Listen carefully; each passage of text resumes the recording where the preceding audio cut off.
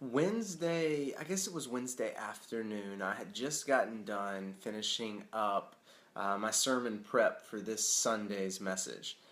And I just didn't feel good. I felt really hot.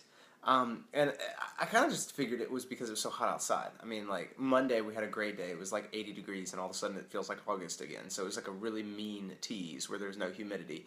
And then the humidity rolls back in, and it feels like we're walking into a sauna when we go outside. Nevertheless, I wasn't feeling good. Like I was just like, what is wrong? I feel lethargic. I feel a little achy. I feel really hot.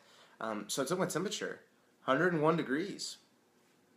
Like surprised. I guess like I just didn't see getting sick coming. But yeah, I was fevered, and it did not feel very good. And so what ended up happening was that afternoon I came home and I just laid around. I mean, I helped around the house as much as I could, but got in bed early, just kind of laid around, hung out with the kids, hung out with Colleen, didn't do much.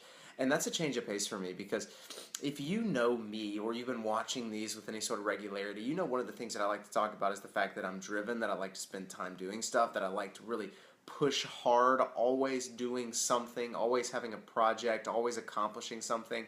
Like it just makes me feel good to be kind of constantly working and constantly achieving and constantly accumulating. Just, like things like yard work or things like cleaning the car or things like working on church or things like hanging out with people. I mean, I just have to constantly be going.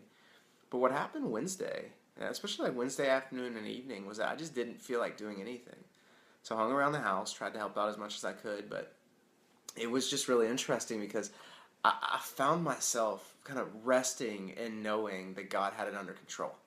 I love these verses. This is Matthew chapter 11, starting in verse 28. Many of you have probably heard of them. Verses 28 through 30 says this: "Come to me, all who labor and are heavy laden, and I will give you rest. Take my yoke upon you and learn from me, for I am gentle and lowly in heart, and you will find rest for your souls. For my yoke is easy and my burden is light." I love those verses because here's what Jesus is saying. He's saying this: I've got this. Like, you don't have to earn your salvation. You don't have to, work so hard to impress God. Because that was the belief that most of the people were living under in that day. Like, you had to earn God's favor. And Jesus is like, no, just come rest in me. I'll earn it for you. You'll find rest for your souls. And as I was thinking about those verses, and I was thinking about the fact that I can rest. Now, I believe that we as Christians are called to work hard, to pursue the Lord, and to do whatever He has for us. Absolutely. I don't think, life should be a vacation. I mean, I think we should take vacations, but I don't think that life should be a vacation.